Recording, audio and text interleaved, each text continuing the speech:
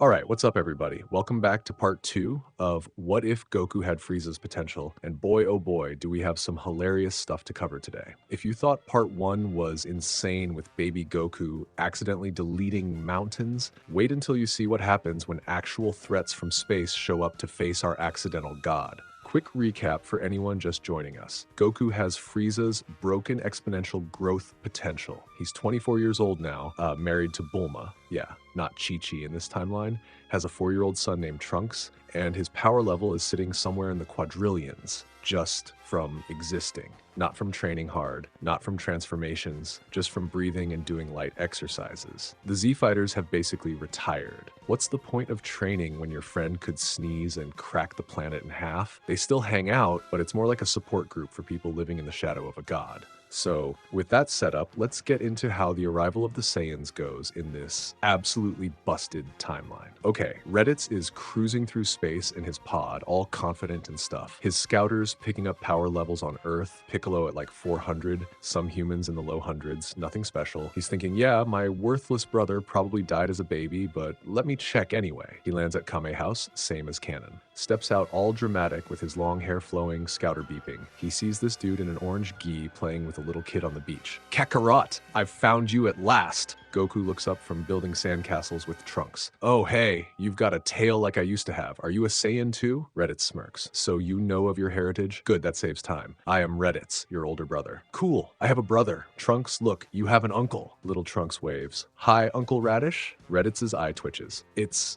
Raditz.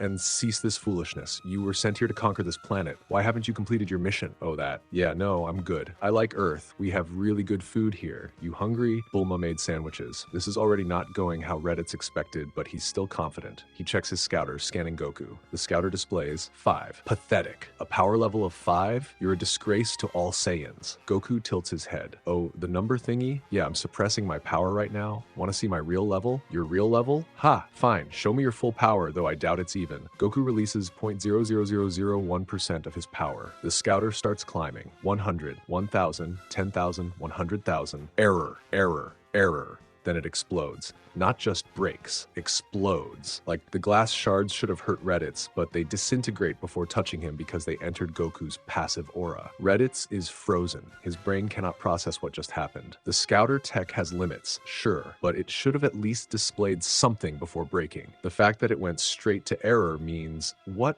are you? Raditz whispers. I'm Goku. Want to stay for lunch? But here's where it gets interesting. Remember how I said Saiyans respect strength above all else? Well, Raditz's entire worldview just shattered. This isn't just his weak little brother being stronger than expected. This is his weak little brother being stronger than anything Raditz knew could exist. The biological imperative kicks in. The Saiyan instinct that says submit to the strongest overrides everything else. Raditz literally falls to his knees. Lord Kakarot, forgive me, I didn't know. Dude, get up, that's weird. Also, it's Goku. But Prince Vegeta, he sent me to retrieve you. Oh, is he strong? Goku asks, and for the first time in years, there's hope in his voice. Raditz, still on his knees, goes, Prince Vegeta has a power level of 18,000. He's one of the strongest Saiyans alive. The hope dies in Goku's eyes. Oh, that's less than, never mind. And here's the brutal honesty. Goku's so strong that 18,000 might as well be 0. It's like being excited to fight someone and finding out they're an amoeba. Listen, Goku says, helping Raditz up. You can stay if you want. Earth's pretty nice, but if you're gonna try to hurt anyone, I'll have to stop you, and he looks at his hands. I'm not good at holding back. Raditz is sweating bullets. Lord Kakarot. Goku. Lord Goku, Prince Vegeta and Nappa will arrive in 1 year. They're coming whether I return or not. They're far stronger than me. Okay, we'll deal with that when they get here. Now seriously, sandwich? But Raditz can't handle it. The second Goku turns his attention back to Trunks, Raditz runs. Full sprint back to his pod, slams the hatch, and rockets off Earth at maximum speed. He just disappears into deep space, probably to hide under a rock somewhere for the rest of his life. Krillin, who watched the whole thing from inside Kame House, walks out. So, your brother seemed nice. I think I scared him, Goku says sadly. Goku, you scare everyone. Not you guys though, right? Krillin doesn't answer. Because honestly, yeah, even his best friends are a little scared of him. 1 year passes. Goku doesn't train because what's the point? He spends the time being a dad, helping Bulma with her experiments, trying to live as normal a life as possible. The day arrives. 2 pods crash into East City. And I need you to understand something. In canon, Nappa's opening move was to nuke the entire city. right? Killed millions just to say hello. Not this time. The pods open. Nappa steps out, ready to do his signature greeting attack, raises 2 fingers, and Goku appears between them in the city. Not flies, not teleports, just appears. The air displacement from his movement creates a sonic boom that shatters every window in a 5-block radius. Hi, you must be the Saiyans Raditz mentioned. Please don't blow up the city. People live there. Nappa's scouter is already going haywire. What the hell? Vegeta, this thing must be broken. Vegeta, calm and collected, checks his own scouter. It displays error before immediately smoking and falling off his face. Interesting, Vegeta says. You're Kakarot. It's Goku, actually, and you're Prince Vegeta. Reddit said you're really strong. I am the strongest Saiyan alive, the legendary super elite. My power level is 18,000, right? Goku interrupts. Vegeta's eye twitches. How did you? My brother told me. That's really impressive. When I was 5, my power was probably around there too. Y'all. The psychological damage this causes Vegeta cannot be overstated. The Prince of all Saiyans, the super elite, the pinnacle of their warrior race, just got told he's at the level of a 5-year-old child. Nappa, not reading the room, charges. You dare mock Prince Vegeta? What happens next is so fast that nobody actually sees it. One frame, Nappa is charging. Next frame, he's embedded in a mountain 50 miles away. Unconscious, but alive because Goku consciously chose not to kill him, but he probably dies shortly. Sorry, Goku shouts in the direction he sent Nappa. I tried to be gentle. Vegeta is having a full existential crisis. Everything he's built his identity on, his royal blood, his elite status, his superior power, it all means nothing in the face of whatever Kakarot has become. But Vegeta's also smart. He realizes something crucial. This isn't natural. No amount of training could produce this. Something happened to Kakarot. Something that changed the fundamental rules of how power works. What are you? Vegeta asks. And it's the same question Reddit's asked. I'm just a guy who got really strong, Goku says, and the sadness in his voice is palpable. Too strong. And then something happens that Vegeta never does in canon. He surrenders. Not out of fear, okay, mostly out of fear, but out of a desperate need to understand. How is all he asks. I don't know. I've just always been like this. Ever since I was little, every day I get stronger. I don't even try anymore, and it still happens. Vegeta's pride is shattering in real time. This low-class warrior didn't earn his power through training or determination or even anger. He just has it. It's the most unfair thing Vegeta has ever encountered. And coming from a guy who was born into royalty, that's saying something. Kill me, Vegeta says suddenly. What? No. I said kill me. I refuse to live in a universe where a low-class warrior surpasses the Prince of all Saiyans by accident. Dude, that's really dramatic. How about instead you just stay here, train, get stronger, train, Vegeta laughs bitterly. What's the point? You could destroy me with a thought. Yeah, but maybe not forever. Maybe you'll catch up. He would not catch up. But Vegeta, broken and without purpose, stays on Earth. Not by choice, really. He's just too psychologically shattered to leave. He spends his days training obsessively, not because he thinks he can match Goku, but because he literally doesn't know what else to do with himself. Okay, so here's where things diverge massively from canon. Without Goku dying to Raditz, there's no training with King Kai. Without the brutal Saiyan fight, nobody dies.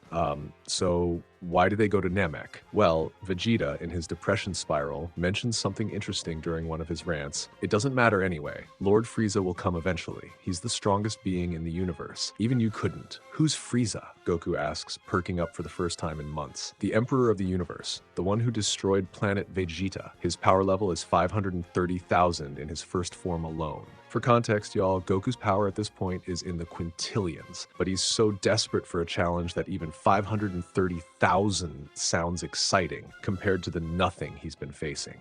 And he gets stronger? He has multiple transformations. In his final form, his power is rumored to be around 120 million. Goku's eyes light up, not because 120 million is a threat, but because it's the highest number anyone's mentioned to him in years. But then Vegeta drops the real bomb. I recently intercepted communications. Frieza is heading to a planet called Namek to wish for immortality using something called Dragon Balls. Dragon Balls, like Earth's? Apparently, if Frieza becomes immortal with that level of power, he doesn't need to finish. An immortal tyrant would be bad, even if Goku could beat him. Plus, Bulma points out they could use those Dragon Balls to wish for something useful, like removing Goku's exponential growth so he can live normally. So they head to Namek. But the ship ride, oh man, the ship ride is where things get stupid. The trip to Namek takes 6 days. Bulma built a gravity room that goes up to 100x Earth's gravity. In canon, this pushed Goku from 90,000 to 3 million-ish. In our timeline, Goku starts at power level quintillions. He sets it to 100x gravity just to feel something, Day 1. The machine breaks. Not because it can't handle 100x gravity, but because Goku doing push-ups at 100x gravity is generating more force than the ship can contain. Day 2. Bulma rebuilds it with stronger materials. Goku does mental training, meditation, his power doubles just from thinking about training. Day 3. Vegeta tries to use the gravity room after Goku, sets it to 10x gravity, his maximum. Realizes the residual energy from Goku's presence makes it feel like 1000x, nearly dies. Day 4. Goku discovers he can split his consciousness and fight himself mentally, has full-scale battles in his own mind. Each mental victory makes him exponentially stronger in reality. Day 5. Goku accidentally enters a meditative state so deep that his power grows autonomously, wakes up 3 times stronger than when he went to sleep. Day 6. Everyone else on the ship is huddled in the corner as far from the gravity room as possible because Goku's training is warping space-time inside the ship. By the time they reach Namek, Goku's power has increased by a factor of roughly 1,000, from quintillions to sextillions. The numbers are becoming meaningless, but that's kind of the point. They land on Namek. Immediately, Vegeta's like, we need to be careful. Frieza has the Ginyu Force here, his elite squadron. Each member has a power level between 40,000 and 120,000. Goku, oh, cool, they're strong. By normal standards, yes. Captain Ginyu himself can, before Vegeta can finish, 5 pods crash nearby. The Ginyu Force has arrived, alerted to their presence. They do their whole pose routine. It's fabulous. Rikum, Birder, Jace, Guldo, and Captain Ginyu all posing dramatically. We are the Ginyu Force. Prepare to... Wait, what's that pressure? They all have scouters. All 5 scouters simultaneously display error and explode. Captain Ginyu, the smartest one, immediately understands the situation. Men, I think we should leave. But Captain, Jace protests. Lord Frieza ordered us to. Lord Frieza doesn't know what we're looking at right now. That's not a power level. That's a natural disaster in humanoid form. Goku walks up to them, excited. You guys want to fight? Please? I'll hold back. I promise. The Ginyu Force looks at each other, nods in unison, and gets back in their pods. We resign, Ginyu announces. Effective immediately, we're gonna hide on the other side of the universe now. Good day. And they leave. Just like that. The universe's most elite fighting force took one look at Goku and decided retirement sounded really nice, actually. Finally, Goku meets Frieza. And this meeting, y'all, this is the most ironic thing in the entire story. Frieza's on his hover chair, surrounded by his men, when Goku walks up. No sneaking, no strategy, just walks right up to the galaxy's most feared tyrant. Hi, you're Frieza, right? Vegeta told me about you. Frieza, amused. Oh, and what did the Monkey Prince say about me? That you're super strong, power level of 120 million in your final form. Frieza's eye twitches. How do you know about my final form? Vegeta mentioned it. Hey, quick question. Have you ever trained?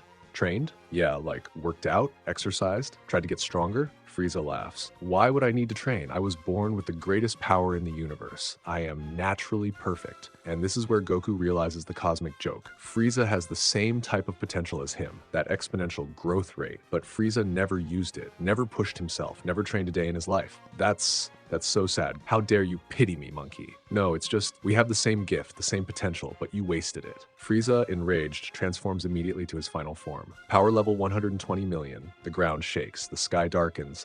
Lesser beings would be vaporized just from being near him. Goku doesn't even blink. His passive aura is so dense that Frieza's energy can't even reach him. My turn, I guess. Goku powers up to 0.001% of his maximum. The entire planet starts breaking apart. Not shaking, breaking. Continental plates crack. Oceans evaporate. The atmosphere begins to dissipate. Oopsie, too much. Goku powers down to 0.00001%. Frieza can't move. Not won't. Can't. The pressure is so overwhelming that his body is locked in place. And for the first time in his life, Frieza understands fear. Frieza gasps. You're like me, but you actually tried. Yeah, every day since I was a baby. That's the difference between us. You were satisfied being the strongest. I never had a choice but to get stronger. The fight lasts exactly 1 move. Goku flicks Frieza in the forehead, just a tiny flick. Frieza goes flying into space, survives because of his race's durability, but is so traumatized that he never returns. Some say he's still floating out there, questioning everything. With Frieza defeated, if you can even call it that, Goku faces a horrible realization. That was supposed to be the strongest being in the universe, and it wasn't even a warm-up. But then he hears about a technique. The Yard Rats, a peaceful race, have something called instant transmission. It's not about power, it's about technique, control, precision. I want to learn that, Goku says immediately. But why? Bulma asks. You can already move faster than light. Because it's not about speed. It's about learning something that isn't just be stronger. It's about being better. So Goku spends a year on Yardrat, not training his body. That would be pointless. Training his mind, his control, his technique. Learning to teleport, not because he needs to, but because it's something that requires skill instead of strength. 3 years after Namek, when Goku is 28 and present Trunks is 8 years old, something weird happens. A time machine appears. Out steps a teenager with purple hair and a sword. "I'm looking for Son Goku," he announces. "That's me," Goku says cheerfully. Future Trunks looks confused. "You're not dead?" "Nope. Should I be?" "In my timeline, you died of a heart virus before the androids arrived. I came to deliver medicine and warn you about—" Wait. Bulma interrupts. "You're from the future?" "Yes, I'm Trunks. Son Goku and Bulma's son from an alternate timeline." Everyone freezes. Present Trunks, 8 years old, looks at this teenager claiming to be him. But I'm Trunks," little Trunks says. Future Trunks notices the kid for the first time. "You're me, but younger? That means in this timeline, father didn't die? Can you fight?" Goku asks immediately, desperate for any challenge. "Yes, I'm a Super Saiyan. In my timeline, I'm one of the last fighters alive." "Super Saiyan?" Vegeta screams from across the yard where he's been brooding. The legendary transformation is real. Future Trunks, confused by Vegeta being alive. In his timeline, Vegeta died fighting the androids, demonstrates. Golden aura, spiky hair, power level in the 100 millions. Goku watches with polite interest. "That's really cool. Can you teach Vegeta how to do that? You can't transform?" Future Trunks asks. "Never needed to. Want to test your power?" Future Trunks, not knowing how different this timeline is, attacks with his sword. Full power. The blade, which can cut through basically anything, hits Goku's finger. The sword shatters. "Oh no, I'm sorry. I didn't mean to break your sword. I thought it would be stronger." Future Trunks is having a moment. What happened in this timeline?"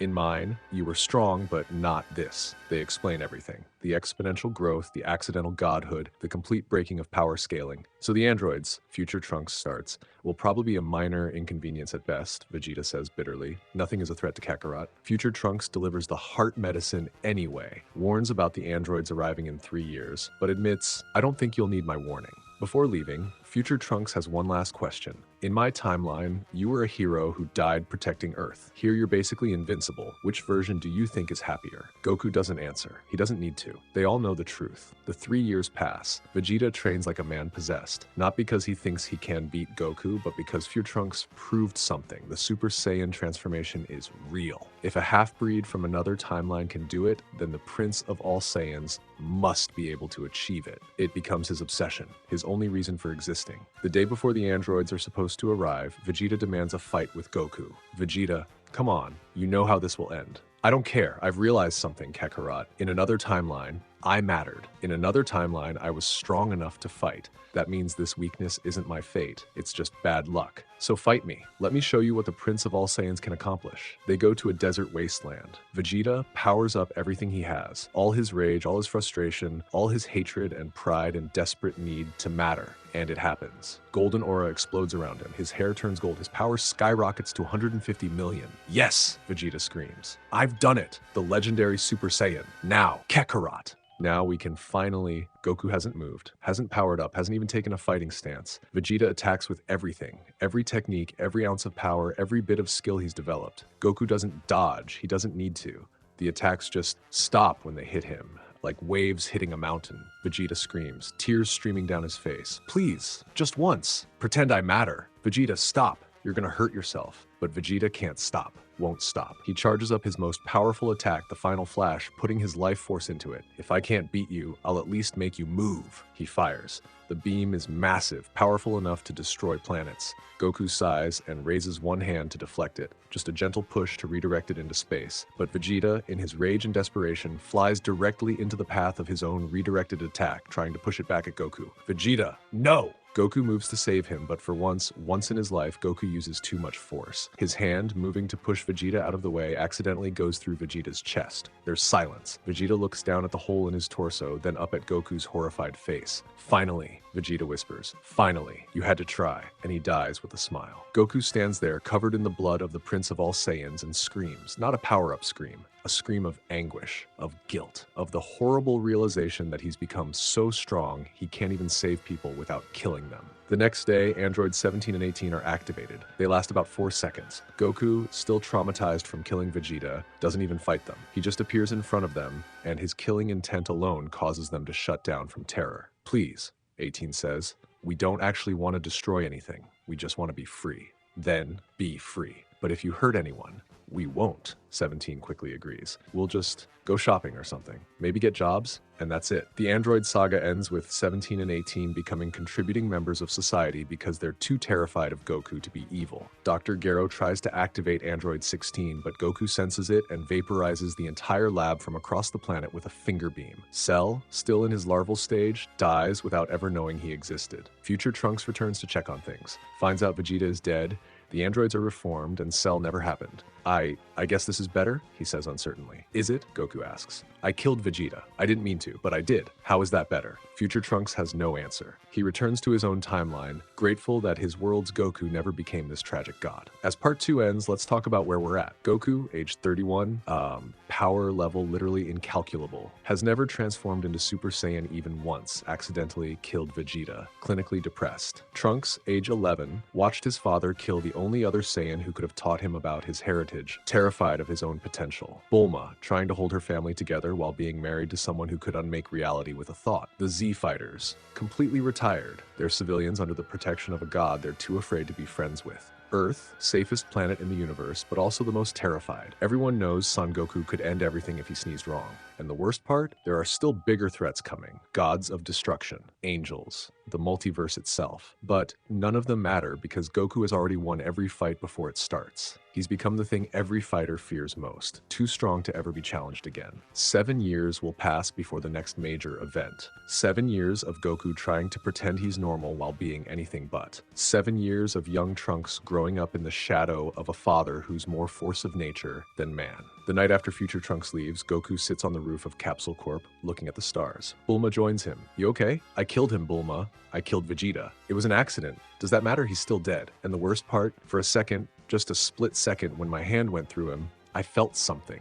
Not sadness, not anger, relief. Relief that for once, I actually had to pay attention to my strength. Goku, I'm a monster, Bulma, not because I'm evil, but because I'm too strong to be good. Every day I get stronger, and every day the gap between me and everyone else gets wider. Eventually I'll be so strong that just existing will endanger reality. We'll find a way to fix this. The Dragon Balls can't change something fundamental about a person. We tried, remember? Shenron said my power is part of my being now. It can't be removed without killing me. They sit in silence for a while. You know what the funny part is? Goku finally says. In Future Trunks' timeline, I died as a hero. People mourned me. Here I'll live forever as a god everyone fears. Which fate is really worse? Bulma takes his hand, carefully, gently. You're not a god, Goku. You're my husband.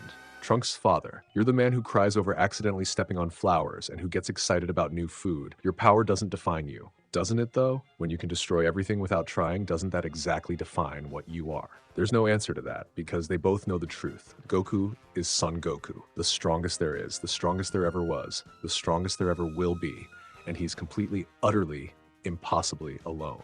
So there you have it, folks. Part 2 of our What If Goku Had Frieza's Potential story, and man, it got dark. We went from comedy with Raditz running away scared to straight tragedy with Vegeta's death. The power scaling is now completely meaningless. We're using words like sextillion, and even that doesn't capture how broken Goku is. The androids, Cell, all these threats that define DBZ, they're nothing. Background noise. Minor inconveniences at best. Next time in part 3, we're jumping into the Buu saga meeting Beerus, who has an existential crisis, and watching Goku realize that being stronger than gods isn't actually fun. Let me know in the comments what you think. Don't forget to like and subscribe for part 3, where we'll see what happens when you put an infinitely powerful being in a multiversal tournament. Until next time, keep training, even though you'll never be even 0.0001% as strong as this version of Goku. Peace out.